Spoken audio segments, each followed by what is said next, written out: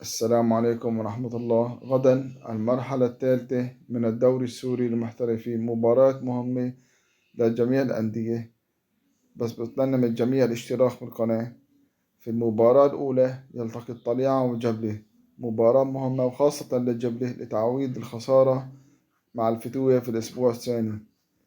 وفي المباراة الثانية يلتقي الفتوة والساحل، مباراة مهمة للفريقين، الفتوة للاقتراب أكثر نحو بطولة الدوري، والساحل للهروب من شبح الهبوط. وفي المباراة الثالثة يلتقي الوسبة والجيش، مباراة متكافئة، يعني الفريقين بيلعبوا كرة قدم حلوة. نتمنى التوفيق للفريق الأفضل اللي يربح. في المباراة الرابعة يلتقي حطين والكرامي، مباراة جيدة، مباراة حلوة، لأن الفريقين بيلعبوا كرة قدم حلوة وحديثة وممتعة. نتمنى التوفيق للفريقين والفائز الفريق الأفضل.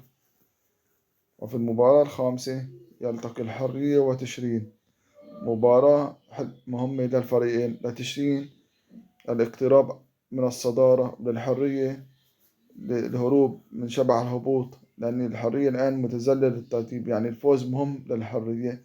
ونتمنى التوفيق للفريقين. وفي المباراة الأخيرة يلتقي الوحدة وأهلي حلب، المباراة مهمة وخاصة للوحدة، يعني فريق الوحدة مهدد للهبوط للدرجة الثانية. والأهلي حلب بعد نتائجه الجيدة في الأسبوع الأول والثاني، هل يتابع الأهلي حلب سلسلة الانتصارات؟ هل للوحدة كلام آخر؟ وبالأخير نتمنى التوفيق لجميع الأندية. السلام عليكم ورحمة الله.